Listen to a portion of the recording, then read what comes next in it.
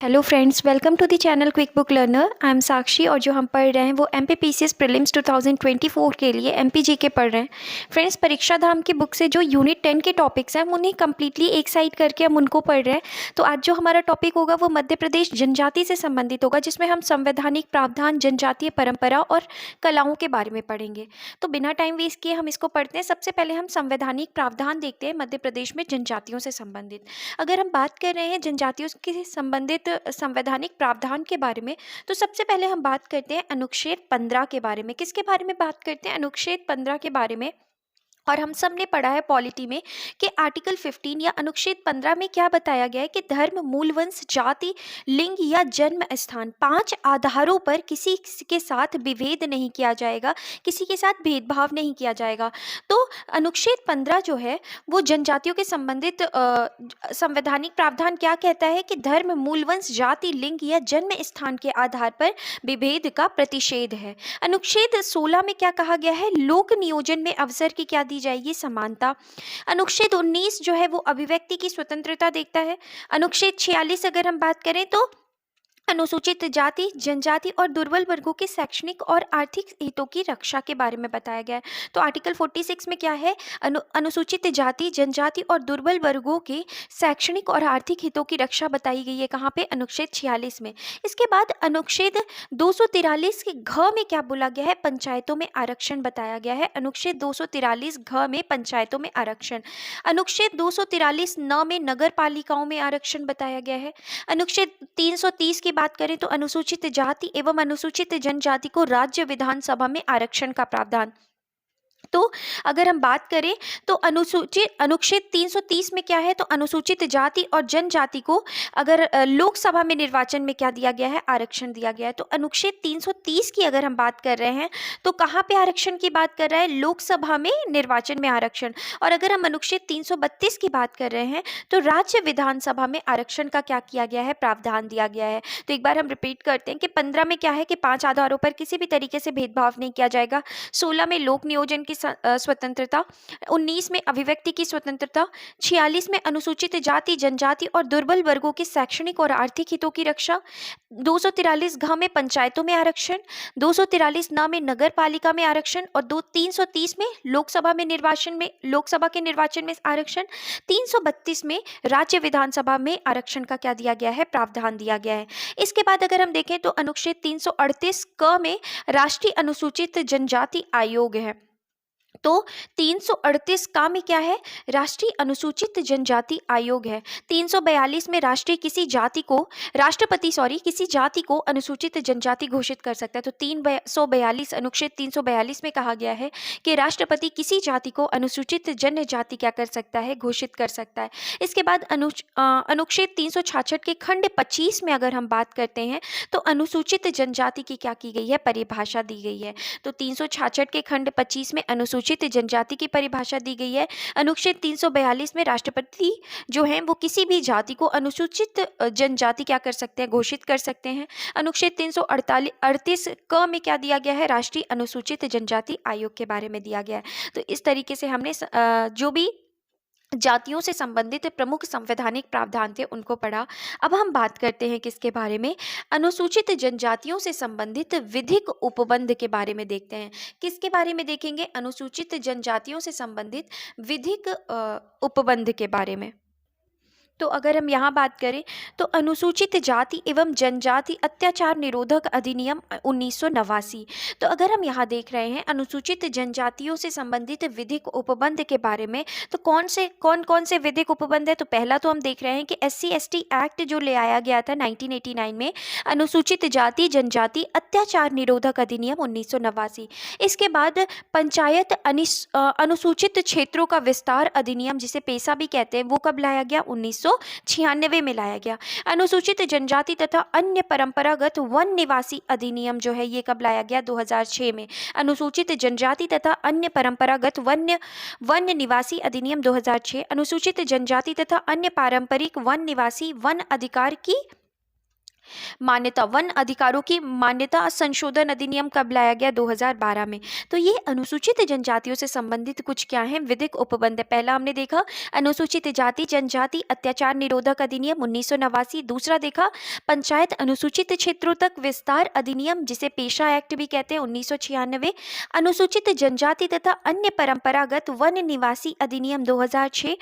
और चौथा जो हमने देखा वो अनुसूचित जनजाति तथा अन्य पारंपरिक वन निवासी वन अधिकारों की मान्यता संशोधन अधिनियम 2012। इसके बाद अब हम बात करते हैं समाचार पन्नों से। तो अगर हम समाचार पन्नों में देखते हैं तो 15 नवंबर 2022 को जनजातीय गौरव दिवस के अवसर पर पेसा नियमों को अधिसूचित किया गया। तो 15 नवंबर 2022 को जनजातीय गौरव दिवस के अवसर पर पेसा नियमों को क्या किया गया? अधिसूचित किया गया। पेसा नियम अनुसूचित क्षेत्रों में प्राकृतिक संसाधनों के संबंध में निर्णय लेने के लिए ग्राम सभा को क्या करता है? सशक्त करता है। पेशा नियम जो है वो अनुसूचित क्षेत्रों में प्राकृतिक संसाधनों के संबंध में निर्णय लेने के लिए क्या करता है? ग्राम सभा को सशक्त करता है। इसके बाद हम बात करते हैं मध्य प्रदेश की जनजातीय परंपराओं के बारे में। तो देखते हैं मध्य प्रदेश की जनजातीय परंपराओं में धार्मिक परंपराएं, शिल्प, जनजातीय निषेध, नृत्य, गीत, संगीत, वाद्ययंत्र आदि क्या होते हैं? शामिल होते हैं। तो अब हम सबसे पहले बात करते हैं परंपरा या शिल्प प्रथा के बारे में। तो सबसे पहले अगर हम देखते हैं तो बाघडूमा परंपरा के बारे में। जनजातीय परंपराओं में हम सबसे पहली जो परंपरा पढ़ रहे हैं वो कौन सी है? बाघडूमा परंपरा। वनों में किसी वृक्ष के नीचे पत्थर या मिट्टी से बनाया गया मंदिर जो होता है वो कौन सी प्रथा होती है? बाघडूमा। बाघडूमा परंपरा में क्या होता है? वनों में किसी वृक्ष के नीचे पत्थर या मिट्टी से बनाया गया मंदिर को ही क्या कहा जाता है? बाघडूमा कहा जाता है। उसके बाद गुड़ी के बारे में देखते हैं। जनजातियों में मातृ देवी को मानने की प्रथा है, उनका मंदिर गुड़ी कहलाता है। तो जनजातियों में मातृ देवी को क्या कहे? मानने की प्रथा है और उनका मंदिर जो है वो क्या कहलाता है? गुड़ी कहलाता है। तो गुड़ी किसे कहते हैं? जनजातियों के मंदिर को क्या कहा जाता है? गुड़ी कहलाता है। भीली ढाबा, भीली जनजाति में ढाबा बनाने और उसे देवताओं विशेषकर कोक देवता को चढ़ाने की प्रथा है। तो भीली जनजाति में ढाबा बनाने और देवताओं को चढ़ाने की प्रथा है। ढाबा प्रथम दृष्टया छोटे मंदिर या बौद्ध स्तूप की आकृति जैसा लगता है। तो हमने देखा भीली ढाबा भी क्या है? कुछ नहीं, बस एक छोटा मंदिर या स्तूप है जो भील जनजाति के द्वारा क्या किया जाता है? भगवान को समर्पित किया जाता है। तो हमने क्या पढ़ा? बाघडूमा क्या है ये? तो वृक्ष के नीचे पत्थर या मिट्टी से बनाए गए मंदिर। गुड़ी क्या है? ये भी मंदिर है। मातृ देवी को मानने की प्रथा है, उनका मंदिर जो होता है मातृ देवी का, जनजातियों का, जहाँ पे वो अपनी माता देवी को या माता जो देवी होती हैं उनको जहाँ रखते हैं उसी मंदिर को क्या कहा जाता है? गुड़ी कहा जाता है। भीली ढाबा, ये भीली ढाबा भी जो है ये छोटे मंदिर या बौद्ध स्तूप की आकृति जैसा लगता है, भगवान को समर्पित किया जाता है। इसके बाद हाथी पूजा। हाथियों के पूजन की परंपरा वर्तमान में ये लक्ष्मी देवी से संबंधित हो गया। कौन सी देवी से? लक्ष्मी देवी से। पृथ्वी पूजा, धरती माता की नाराजगी से शराब या अनेक पेय पदार्थ जहर के रूप में बदल जाते हैं, इसलिए इनका सेवन करने से पूर्व थोड़ा सा अंश अवश्य ही धरती पर क्या होता है? छिड़का जाता है। तो पृथ्वी पूजा का मतलब क्या है? कि धरती माता की नाराजगी से शराब या अनेक पेय पदार्थ जहर के रूप में बदल जाते हैं, इसलिए इनका सेवन करने के पूर्व थोड़ा सा अंश अवश्य ही धरती माता पर क्या किया जाता है? छिड़का जाता है। इसके बाद हम अगली प्रथा देखते हैं जिसका नाम क्या है? सुपातुमा प्रथा है। सुपातुमा में बैगा जनजाति में जादू की एक प्रचलित पद्धति है जिसका उपयोग नाड़ी देखकर दुष्ट आत्मा का पता लगाने में किया जाता है। तो बस हमें ध्यान रखना है कि सुपातुमा का संबंध किससे है? सुपातुमा का संबंध बैग जनजाति से है। ये एक जादू की प्रचलित पद्धति है जिसका उपयोग नाड़ी देखकर दुष्ट आत्मा का पता लगाने के लिए किया जाता है। तो ये तंत्र मंत्र से संबंधित है। बस ध्यान रखना है कि सुपातुमा का संबंध किससे है? बैगा जनजाति से है। इसके बाद घोटुल। घोटुल प्रथा माड़िया या मुरिया जनजाति में क्या है? अधिक प्रचलित है। माड़िया या मूरिया जनजाति में क्या है? अधिक प्रचलित है। घोटुल प्रथा के अलग अलग नाम मिलते हैं, जैसे मुंडा लोगों में इसे गिती ओरा कहा जाता है। तो मुंडा लोगों में इसे क्या कहा जाता है? गिती ओरा। भुइया में धंगर बसा, उराव में धुमकुरिया और नागाओं में मोरुंग कहा जाता है। तो हमें इस चीज़ को बहुत ध्यान से पढ़ना है कि घोटुल प्रथा जो है ये माड़िया या मुरिया जनजाति में अधिक प्रचलित है। घोटुल प्रथा के अलग अलग नाम मिलते हैं, जैसे मुंडा लोगों में इसे क्या कहा जाता है? गति ओरा कहा जाता है, गिती ओरा कहा जाता है, सॉरी। मुंडा लोगों में क्या कहा जाता है, गितियोरा। भुइया में धंगर बस्सा, भुइया में क्या कहा जाता है, धंगर बस्सा। उरांव में धुमकुरिया। और अगर हम बात करें तो नागाओं में क्या कहा जाता है, मोरुंग कहा जाता है। क्या कहा जाता है, मोरुंग कहा जाता है। तो ध्यान रखना है हमें कि मुंडा लोगों में से गितियोरा, भुइया में धंगर बस्सा, उरांव में धुमकुरिया और नागाओं में क्या कहा जाता है, मोरुंग कहा जाता है। इसके बाद अगली प्रथा हम देखते हैं जिसे क्या कहा जाता है, गोदना प्रथा। मध्य प्रदेश के ग्रामीण और जनजातीय क्षेत्र में गोदना का अत्यंत प्रचलन है। मध्य प्रदेश में गोदना के प्रकारों में गोंड गोदना, बैगा गोदना, उराव गोदना और कोरवा गोदना आदि प्रचलित है। गोंड जनजाति में दोहरा जट गोदना क्या है, प्रचलित है। तो हमें ये चीज़ थोड़ा सा ध्यान रखनी है कि दोहरा जट गोदना कौन सी जनजाति में प्रचलित है। तो जो दोहरा जट गोदना है ये कौन सी जनजाति में प्रचलित है, तो ये गोंड जनजाति में प्रचलित है। मझवार जाति में जट गोदना का प्रचलन है। तो मझवार जाति में भी क्या है, जट गोदना का क्या है, प्रचलन है। उराव जनजाति माथे पर 3 रेखाओं वाला क्या करते हैं, गोदना गुदवाते हैं। तो माथे पर 3 रेखाओं का जो गुदवाया जाता है वो कौन सी जनजाति के द्वारा, उराव जनजाति के द्वारा। मलार जाति की महिलाएं जो होती हैं वो गोदने का कार्य करती हैं और उन्हें क्या कहा जाता है, गोदनहारी या गुदनारी भी कहा जाता है। तो ये जो गोदने का कार्य है ये कौन करते हैं, मलार जाति की महिलाएं अक्सर करती हैं, जिसे क्या कहा जाता है, गोदनहारी या गुदनारी कहते हैं। गोदना गुदवाने की सबसे अच्छा समय जो है वो कौन माना जाता है, शीत ऋतु माना जाता है। तो इस तरीके से हमने गोदना प्रथा के बारे में पढ़ा। हमें बहुत ध्यान रखना है कि दोहरा जट गोदना जो प्रचलन है गोंड जनजाति में है, और जो ये जट गोदना का प्रचलन है ये मंझवार जाति में भी है। उरांव जनजाति माथे पर 3 रेखाओं वाला गोदना गुदवाती है और मलार जाति की जो महिलाएं होती हैं ये गोदने का क्या करती हैं, कार्य करती हैं। इसके बाद अब हम बात करते हैं किसके बारे में, गुनेरी मालाएं। गुनेरी मालाएं क्या हैं, मंडला जिले के बैगाचक में अधिकांश महिलाएं गुनेरी घास के छोटे छोटे छल्ले गूंथ कर इसकी क्या करती हैं, मालाएं बनाती हैं। क्या करती हैं, मालाएं बनाती हैं। तो अगर हम बात करें गुनेरी मालाएं तो मंडला जिले के बैगाचक में, बैगाचक मतलब बैगा के गांव में, मंडला जिले के बैगाचक में अधिकांश महिलाएं जो हैं वो गुनेरी घास के छोटे छोटे छल्ले गूंथ कर इसकी क्या बनाती हैं, मालाएं बनाती हैं और इसी को क्या कहा जाता है, गुनेरी मालाएं। इसके बाद हम बात करते हैं गाथा। भील जनजाति में किसी व्यक्ति की अकाल मृत्यु होने पर स्मृति के तौर पर पत्थर और लकड़ी के मृतक स्तंभ डालते हैं जिन्हें गाथा या गातला कहा जाता है। तो गाथा का मतलब क्या है, भील जनजाति में किसी व्यक्ति की अकाल मृत्यु होने पर, भील जनजाति की गाथा जो है ये किससे संबंधित है, भील जनजाति की। अब आगे देखते हैं कि भील जनजाति में किसी व्यक्ति की अकाल मृत्यु होने पर स्मृति के तौर पर पत्थर और लकड़ी के मृतक स्तंभ डालते हैं और इन्हीं चीज़ों को क्या कहा जाता है, गाथा या गातला कहा जाता है। तो गाथा किससे संबंधित है, भील जनजाति से। क्या है ये, तो मृतक जो मृत्यु की अकाल मृत्यु होने पर स्मृति के तौर पर क्या किया जाता है, पत्थर और लकड़ी के मृतक स्तंभ डाले जाते हैं। इसके बाद झूला दिया के बारे में देखते हैं।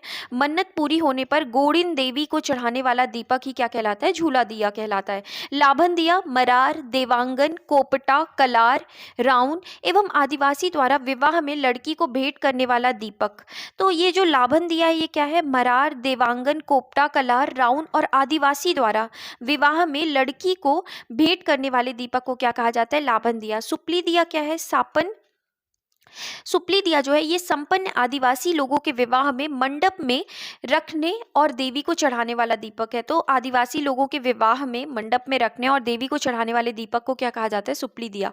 इसके बाद गुदनी। कोरकू स्त्रियां दीपावली के समय अपने घर की दीवारों या प्रवेश द्वार पर सफेद खाड़ी या लाल मिट्टी से विधिक आकृतियां बनाती हैं, उन्हें कोई क्या कहा जाता है, गुदनी कहा जाता है। तो ध्यान रखना है हमको कि कोरकू स्त्रियां जो होती हैं वो जैसे हम दिवाली के टाइम पे रंगोली बनाते हैं वैसे ही कोरकू स्त्रियां जो हैं दिवाली के समय अपने घर की दीवारों या प्रवेश द्वार पर सफ़ेद खाड़ी या लाल मिट्टी से विविध आकृतियां बनाती हैं और उन्हीं को हम क्या कहते हैं, गुदनी कहते हैं। तो गुदनी का संबंध कोरकू स्त्रियों से है। इसके बाद डोडबली क्या है, तो ज्येष्ठ के महीने में कोरकू जनजाति द्वारा, कौन सी जनजाति के द्वारा, डोडबली, कौन सी बली, डोडबली, कोरकू जनजाति द्वारा मनाए जाने वाला त्योहार है। इस त्योहार में लड़का लड़की का दल डोडबली गीत और नृत्य भी करते हैं।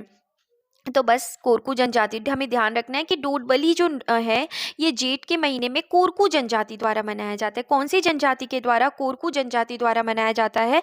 इस त्योहार में लड़का लड़की का दल डोडबली गीत और क्या करते हैं, नृत्य करते हैं। फिर इसके बाद हम बात करते हैं चिथौड़ा विवाह। इस प्रकार के विवाह में कोरकू पटेल गाँव में से दो व्यक्ति को विवाह के लिए बातचीत हेतु लड़की के यहाँ भेजता है, और इन दोनों मध्यस्थ व्यक्ति को ही क्या कहा जाता है, इन दोनों मध्यस्थ व्यक्ति को चिथौड़ा कहा जाता है। तो कोरकू पटेल गाँव में से दो व्यक्तियों को विवाह के लिए बातचीत के लिए भेजा जाता है, और इन दोनों मध्यस्थ व्यक्तियों को ही क्या कहा जाता है, चिथौड़ा कहा जाता है। तो चिथौड़ा विवाह जो है ये किससे संबंधित है? कोरकू से संबंधित है।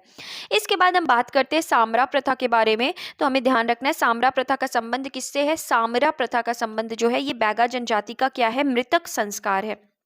सामरा प्रथा जो है ये क्या है? तो सामरा प्रथा जो है ये बैगा जनजाति का मृतक संस्कार है, जिसमें दही के साथ चांदी का रुपया मृत व्यक्ति के मुंह में रखा जाता है, जिससे अगले जन्म में वह व्यक्ति धनवान पैदा हो। तो सामरा प्रथा का संबंध क्या है, किससे है, कौन सी जनजाति से? बैगा जनजाति से, और ये क्या है, मृतक संस्कार है। इसके बाद हम बात करते हैं विदरी पर्व। बैगा और भारिया का यह पर्व अच्छी फसल के लिए बीज बोने से पहले उनकी पूजा की जाती है। तो ये जो बिदरी पर्व है ये किसके द्वारा? बैगा और भारिया जनजाति के द्वारा मनाया जाता है। ये अच्छी फसल के लिए बीज बोने से पहले क्या की जाती है, उनकी पूजा की जाती है, क्योंकि जो बीज होती हैं तो उनकी क्या की जाती है, पूजा की जाती है।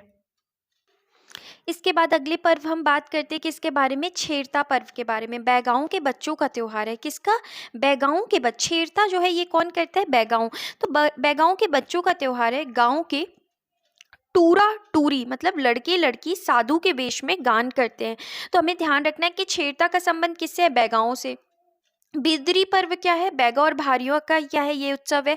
सामरा प्रथा जो है ये बैगा का क्या है, मृतक संस्कार है। चिथौड़ा विवाह जो है ये किसके द्वारा मनाया जाता है? तो कोरकू के द्वारा। तो इस तरीके से हमने देखा। इसके बाद हम बात करते हैं इंदल। भीलों में अच्छी वर्षा, अच्छी फसल और संतान प्राप्ति के लिए इस त्योहार को मनाया जाता है। तो इंदल जो है ये किसके द्वारा मनाया जाता है? भीलों के द्वारा।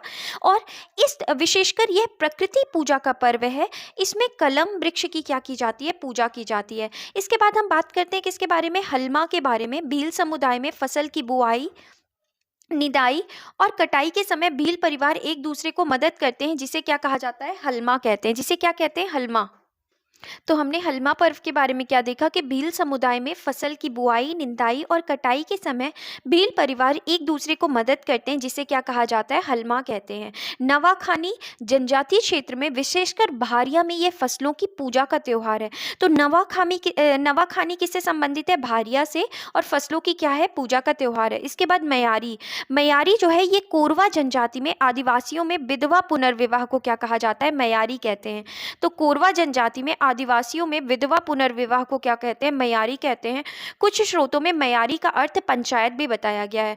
तो कोरवा जनजाति में आदिवासियों में विधवा पुनर्विवाह को क्या कहा जाता है? मयारी कहते हैं। हम एक शॉर्ट रिवीजन करते हैं। जैसे सुपातुमा जो है, सुपातुमा किससे संबंधित है? बैगा जनजाति से संबंधित है। इसमें क्या होता है कि लोगों की नाड़ी पकड़कर बताया जाता है कि इसमें आत्मा है नहीं है, तो तंत्र मंत्र से संबंधित है। बस हमें ध्यान रखना है कि सुपातुमा का संबंध किससे? बैगा जनजाति से। घोटुल प्रथा जो है ये माड़िया या मुरिया जनजाति में अधिक प्रचलित है। घोटुल प्रथा को अगर हम बात करें तो मुंडा लोग इसे क्या कहते हैं? गितियोरा। भुइया में इसे क्या कहा जाता है? धंगर बसा। उराव में क्या कहा जाता है? धुमकुरिया। और नागाओं में क्या कहा जाता है? मोरुंग कहा जाता है। तो घोटुल प्रथा के अलग अलग नाम मिलते हैं। मुंडा लोगों में इसे गितियोरा, भुइया में धंगर बसा, उराव में धुमकुरिया और नागाओं में क्या कहा जाता है? मोरुंग कहा जाता है। गोदना प्रथा को अगर हम देखें तो मध्य प्रदेश के ग्रामीण और जनजातीय क्षेत्र में गोदना का अत्यंत प्रचलन है। हमने पढ़ा कि गोदना जो है वो मुख्यतः हर जनजाति में हमको देखने को मिलती है। गोंड, बैगा, उराव, कोरवा सब में ही प्रचलित है। गोंड जनजाति में दोहरा जट गोदना का क्या है? प्रचलन है। किसमें? गोंड जनजाति में दोहरा जट गोदना का प्रचलन है, और मंजवार जाति में जट गोदना का प्रचलन है। और हमने क्या देखा था कि उराव जनजाति माथे पर 3 रेखाओं वाला गोदना गुदवाती हैं। मलार जाति की महिलाएं जो हैं ये क्या करती हैं? गोदने का कार्य करती हैं। और क्या हमने पढ़ा था कि गोदना गुदवाने की सबसे अच्छा समय कौन सा माना जाता है? शीत ऋतु माना जाता है। इसके बाद हमने गुनेरी मालाओं के बारे में देखा था कि मंडला जिले के बैगाचक में, कहाँ पर? मंडला जिले के बैगाचक में अधिकांश महिलाएं गुनेरी घास से छोटी छोटी मालाएं बनाती हैं, और उसी को क्या कहा जाता है? गुनेरी मालाएं कहा जाता है। इसके बाद गाथा। भील भील जनजाति में किसी व्यक्ति का अकाल मृत्यु होने पर स्मृति के तौर पर पत्थर या लकड़ी के मृतक स्तंभ डाले जाते हैं और उसी को क्या कहा जाता है, गाथा। तो गाथा का संबंध भील जनजाति से, किसी मृतक की स्मृति में जो लकड़ी का स्तंभ, या अगर हम बात करें तो जो पत्थर या लकड़ी का जो स्तंभ डालते हैं उसी को क्या कहा जाता है, गाथा। झूला दिया, मन्नत पूरी होने पर गोडिन देवी को चढ़ाने वाला दीपक क्या कहलाता है, झूला दिया। लाभन दिया जो है मरार, देवांगन, कोपटा, कलार, राउंड और आदिवासी द्वारा विवाह में लड़की को भेंट करने वाला दीपक क्या कहलाता है, लाभन दिया। सुपली दिया क्या है, विवाह में मंडप पे रखने वाला। तो ये हमें ध्यान रखना है कि इतना इंपॉर्टेंट नहीं है झूला दिया, लाबन दिया और सुपली दिया, बस ये याद रखना है कि ये विवाह के अवसर पर क्या होता है। यहाँ पे भी देखिए आप विवाह और यहाँ पे मन्नत पूरी होने पर, तो झूला दिया मन्नत पूरी होने पर, लाबन और सुपली दिया का संबंध किससे है, विवाह से है। गुदनी के बारे में हमने देखा कि गुदनी का संबंध किससे है, कोरकू स्त्रियों से है। दिवाली के समय ये अपने क्या करती हैं, घरों में अगर हम बात करें तो दीवालों पर या प्रवेश द्वार पर क्या करती हैं, विभिन्न आकृतियां बनाती हैं और उसी को क्या कहा जाता है, गुदनी कहते हैं। डोड बलि जो है इसका संबंध किससे है, तो जेठ के महीने में कोरकू जनजाति द्वारा मनाया जाने वाला त्योहार। इसमें लड़का लड़की का दल डोड बलि गीत और नृत्य करते हैं। तो जेठ के महीने में कोरकू जनजाति द्वारा मनाए जाने वाला त्योहार, इस त्योहार में लड़का लड़की का दल जो है वो डोडबली गीत और नृत्य करते हैं। तो डोडबली जो है ये कोरकू जनजाति द्वारा क्या होता है, मनाया जाता है। चिथौड़ा विवाह जो है ये कोरकू पटेल गांव में से दो व्यक्तियों के विवाह के लिए बातचीत है तो लड़की के यहाँ भेजता है। इन दोनों मध्यस्थ व्यक्ति को ही क्या कहा जाता है, चिथौड़ा कहा जाता है। सामरा प्रथा बैगा जनजाति का क्या है, मृतक संस्कार है। बिदरी पर्व कौन मनाता है, ये भी बैगा जनजाति द्वारा, बैगा और भारिया जनजाति द्वारा। छेरता पर्व किसके द्वारा, बैगाओं के द्वारा। गढ़ जो है ये भीलों का त्योहार है, इंदल भीलों से संबंधित है। और जो हलवा है ये भी किससे संबंधित है, भील समुदाय से। नवाखनी किससे संबंधित है, तो नवाखनी की अगर हम बात करते हैं तो ये मुख्यतः किससे संबंधित है, भारिया से संबंधित है। और मयारी जो है ये कोरवा जनजाति में पुनर्विवाह को, विधवा पुनर्विवाह को क्या कहा जाता है, मयारी कहा जाता है। और कुछ स्रोतों में मयारी का अर्थ क्या होता है, पंचायत भी बताया गया। तो इस तरीके से हमने एक शॉर्ट रिवीजन किया। इसके बाद अब हम बात करते हैं मध्य प्रदेश में जनजातीय परंपरा से संबंधित परीक्षा उपयोगी तथ्य के बारे में। तो बैगा शब्द का अर्थ जनजातीय चिकित्सक भी होता है। बैगा शब्द का अर्थ क्या होता है, जनजातीय चिकित्सक भी होता है। चिल्पी घाटी के समीप एक प्रसिद्ध बैगा श्री बखरू है जो अनेक लोगों की बीमारी से क्या करते हैं, रक्षा करते हैं। तो चिल्पी घाटी के समीप क्या है, एक प्रसिद्ध बैगा जो है क्या है, श्री बखरू है जो अनेक लोगों की बीमारी से रक्षा करते हैं। हाड़ जोड़ एक प्रकार का पौधा है जिसका उपयोग हड्डी जोड़ने में किया जाता है। वनों से प्राप्त भोजन में मुख्य रूप से मशरूम, बैचांदी, तिखूर, नागरकंदा, चिरौंजी, भिलमा जो है ये क्या है, प्रसिद्ध है। तो वनों से प्राप्त भोजन में मुख्य रूप से मशरूम, बैचांदी, तिखूर, नागरकंदा, चिरौंजी, भिलमा ये जो है क्या है, प्रसिद्ध हैं। इसके बाद अगर हम देखें तो कर्मा नृत्य के प्रकार में गोंडी कर्मा, खलाह कर्मा, ढोगस कर्मा, जितिया कर्मा और भील कर्मा शामिल है। तो हमें ध्यान रखना है कि कर्मा नृत्य के प्रकारों में कौन कौन से, गोंडी कर्मा, खलाह कर्मा, ढोगस कर्मा, जितिया कर्मा और भील कर्मा क्या हैं, शामिल हैं। तो आई होप आपको ये चीज़ें समझ में आई हो कि गोंडी कर्मा, खलाह कर्मा, ढोगस कर्मा, जितिया कर्मा और भील कर्मा जो हैं ये कर्मा नृत्य के प्रकारों में शामिल है। भीलों के नृत्य में भगोरिया, बढ़िया, डोहा, गहर, गरबी, आंटिया, घोर और पाली शामिल है। तो भीलों के नृत्य में क्या क्या शामिल है, भीलों के नृत्य में अगर हम बात करें तो भागोरिया नृत्य, बढ़िया नृत्य, डोहा नृत्य, गहर नृत्य, गरबी नृत्य, आंटिया नृत्य, घोर और पाली क्या है, शामिल हैं। सहरिया वाल्मीकि को अपना पितृ पुरुष मानते हैं। तो जो सहरिया जनजाति के लोग हैं ये वाल्मीकि को अपना क्या मानते हैं, पितृ पुरुष मानते हैं। भीली भाषा में गोदना को गुदावड़ो कहते हैं। भीली भाषा में गोदना को क्या कहा जाता है, गुदावड़ो कहा जाता है। भारत में सबसे बड़ा मड़ई त्योहार नारायणपुर और फिर ओरछा में आयोजित होता है। तो भारत में सबसे बड़ा जो मड़ई त्योहार है वो कहाँ होता है, नारायणपुर, बस्तर और फिर कहाँ मनाया जाता है, ओरछा में मनाया जाता है। तो इस तरीके से हमने क्या किया, हमने सभी जो जनजाति परंपरा से संबंधित परीक्षा उपयोगी तथ्य थे उनको पढ़ा। अब हम बात करते हैं जनजातीय चित्रकला और अलंकरण के बारे में। तो ऑलरेडी हमने ये पिछली क्लासेस में पढ़ा था लेकिन ये दोबारा दिया है तो हम इसे दोबारा से रिवाइज कर लेते हैं। जनजातीय चित्रकला और अलंकरण के बारे में सबसे पहले हम बात करते हैं पिथौरा चित्रकला के बारे में। पिथौरा चित्रकला कौन सी जनजाति से संबंधित है, भील जनजाति से संबंधित है। पेमा फत्या भील और भूरी भाई पिथौरा चित्रकला के लिए क्या है, प्रसिद्ध हैं। इसके बाद डिगना चित्रकला जो है ये गोंड जनजाति के द्वारा मनाई जाती है या गोंड जनजाति से संबंधित है। यह एक गोंड चित्रकला का ही रूप है जिसमें शादी विवाह और अन्य उत्सव के समय पर घर की दीवारों या फर्शों पर ज्यामितीय पैटर्न पर चित्रित करने की गोंडी कला है। इसके बाद नोहडोरा, जो कि गोंड जनजाति से संबंधित है, दीवारों पर मिट्टी से बनाई जाने वाली गोंडी चित्रकला। इसमें पशु पक्षी, फूल पत्तियां, पेड़ पौधे आदि का किया जाता है, चित्रण किया जाता है। इसके बाद हम ढोकरा कला के बारे में बात करें। ढोकरा कला का संबंध भारेवा समुदाय बैतूल से है। ढोकरा कला का संबंध कौन से समुदाय से है? भरेवा समुदाय से है। यह एक अलौह धातु शिल्प है जिसे मोम और गोंद के मिश्रण से तैयार किया जाता है। तो ढोकरा कला का संबंध भरेवा समुदाय बैतूल से है और ये अलौह धातु शिल्प है जिसे मोम और गोंद के मिश्रण से क्या होता है?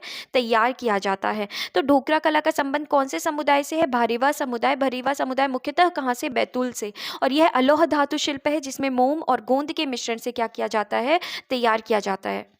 नेक्स्ट इंपॉर्टेंट पॉइंट हम पढ़ते हैं मध्य प्रदेश के प्रमुख चित्रकार के बारे में। तो मध्य प्रदेश के प्रमुख गोंड कलाकार के बारे में अगर हम बात करते हैं फ्रेंड्स, ये अपने आप में बहुत इंपॉर्टेंट क्वेश्चंस हैं। हमें बिल्कुल इसको पॉइंट्स हैं सॉरी, हमें बिल्कुल भी इसे स्किप नहीं करना है। तो मध्य प्रदेश के प्रमुख गोंड कलाकार, और कई बारी इसको क्या करना है? रिवाइज करना है।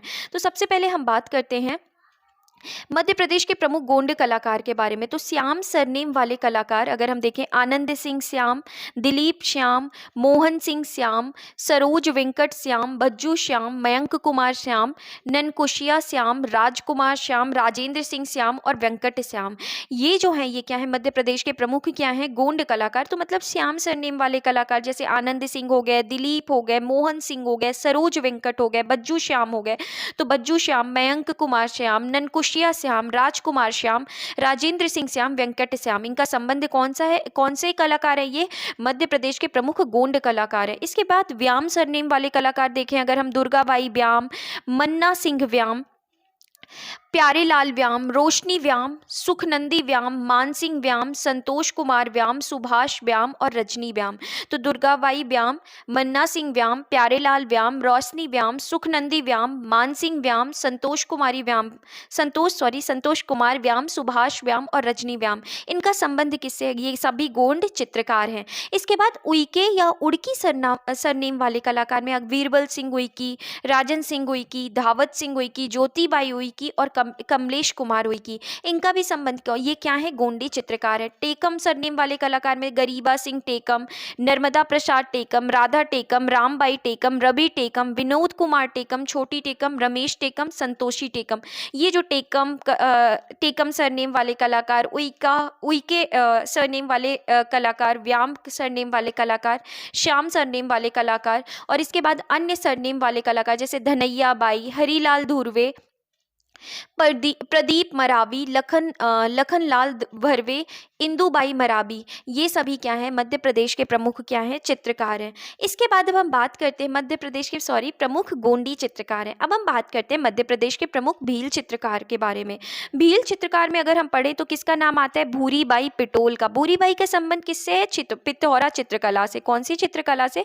पिथौरा चित्रकला। तो भीलों का संबंध अगर भील चित्रकार हम देखें तो भूरीबाई पिटोल, भूरीबाई छेर, डब्बू बारिया, गंगूबाई अमलिया, गीता बारिया, जम्बू सिंहगढ़, कसुबाई, लाडोबाई, राम सिंह, रमेश कटारा, समा दब्बू बारिया, शांता बुरिया, शेर सिंह भाभोर, सुभाष अमलिया, उपरोक्त सभी जो हैं ये भील कलाकार झाबुआ से क्या हैं? भील कलाकार हैं और कहाँ से संबंधित हैं? झाबुआ से संबंधित है। हमने क्या पढ़ा? भूरीबाई पिटोल पिथौरा चित्रकला से, भूरीबाई शेर, डब्बू बारिया, गंगूबाई अमलिया, गीता बारिया, जम्बू सिंहगढ़, कसुबाई, लाडोबाई, राम सिंह, रमेश कटारा, सम्मा दब्बू बारिया, शांता बुरिया, शेर सिंह भाभोर, सुभाष अमलिया, ये सभी जो हैं ये क्या है? भील चित्रकार है। और इन सभी चित्रकारों का संबंध कहाँ से है? तो इनका सभी का संबंध झाबुआ जिले से है। मध्य प्रदेश के प्रमुख बैगा चित्रकार में जिनका नाम आता है वो कौन है? जोधैया बाई हैं, जो कि कहाँ से बिलोंग करती हैं, कहाँ से संबंधित है, कौन से जिले से? उमरिया जिले से। तो इस तरीके से फ्रेंड्स हमने जनजाति के बारे में पढ़ा। एक और सेशन, लास्ट सेशन होगा यूनिट 10 का, जो परीक्षा धाम की बुक में दिया गया है, जिसमें हम क्या पढ़ेंगे? हम मध्य प्रदेश जनजाति, विमुक्त, घुमक्कड़, अर्ध घुमक्कड़, विशेष पिछड़े जनजाति समूह और योजनाओं के बारे में पढ़ेंगे। फ्रेंड्स ये नेक्स्ट सेशन होगा हमारा जिसमें हम ये सारे टॉपिक्स पढ़ेंगे। आई होप तब तक के लिए ये सेशन है आप रिवाइज कर लीजिए। आई होप आपको ये सेशन अच्छा लगा हो। अगर पसंद आया हो तो प्लीज़ लाइक करें, शेयर करें और चैनल को सब्सक्राइब नहीं किया है तो सब्सक्राइब भी कर ले। Thank you.